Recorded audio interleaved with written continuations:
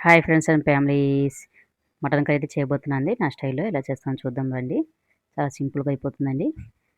First అయితే మటన్‌ని wash చేసుకొని కుక్కర్‌లో అయితే వేసుకోవాలి. దాంట్లోనే పసుపు, కారం, సాల్ట్, కొంచెం అల్లం వెల్లుల్లి పేస్టు, కొంచెం ఆయిల్, అడగంటకుండా కొంచెం వాటర్ వేసేసుకొని ఒక 3, 4 విజిల్స్ వచ్చేదాకా కుక్కర్‌ని అయితే పెట్టేసుకోవాలి స్టవ్ మీద.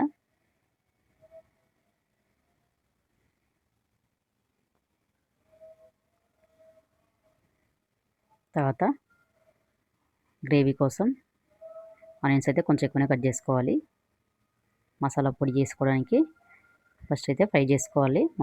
ధనియాలు, జీలకర్ర, సోంపు, సాజీరా, పట్టా, లవంగా ఇవన్నీ పొడి చేసుకొని మసాలా పొడి మటన్లో వేసుకోవడం వల్ల చాలా టేస్టీగా ఉంటుంది. ఫ్రెష్గా పొడి చేసుకొని వేసుకోవడం వలన డ్రైగా పొడి చేసుకోవాలి.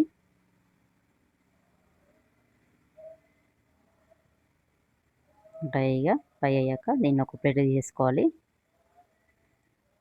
తర్వాత గ్రేవీ కోసం కొంచెం ఆనియన్స్ కొంచెం 3, 4 ఆనియన్స్ అయితే పడుతుంది. ఆనియన్స్ కొంచెం ఆయిల్ వేసుకొని ఫ్రై చేసుకోవాలి. దాంట్లోనే కొంచెం గరం మసాలా పువ్వు ఉంటుంది కదా, వేసేసుకుంటే కర్రీ అనేది స్మెల్ బాగా వస్తుంది. అలా పచ్చి కొబ్బరి కూడా వేసుకోవాలి. ఒక పక్కనైతే మటన్ అయితే ఉడికిపోయింది.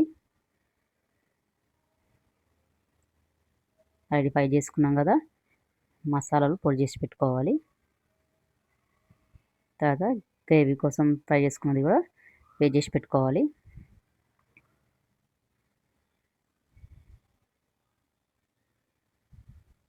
తర్వాత గిన్నె పెట్టుకొని గిన్నెలో ఆయిల్ వేసుకొని ఆయిల్ కాగాక ఆనియన్స్, కరివేపాకు వేసుకొని ఫ్రై చేయాలి.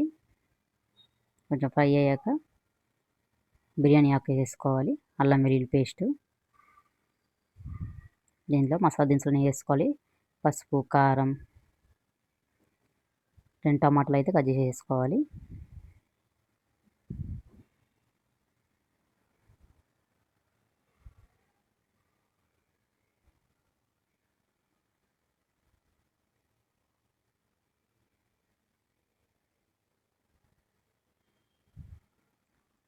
టమాటాలు కొంచెం మెత్తబడ్డాక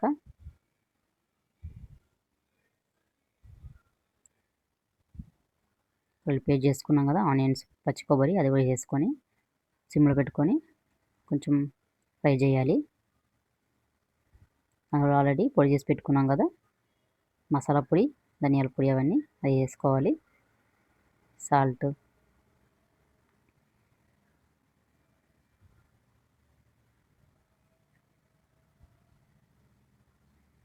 కొంచెం ఫ్రై చేశాక అవి ఉడికించుకున్నాం కదా మటన్ అయితే వేసుకోవాలి. కొంచెం వాటర్ వేసుకొని బాగా బాయిల్ చేయాలి.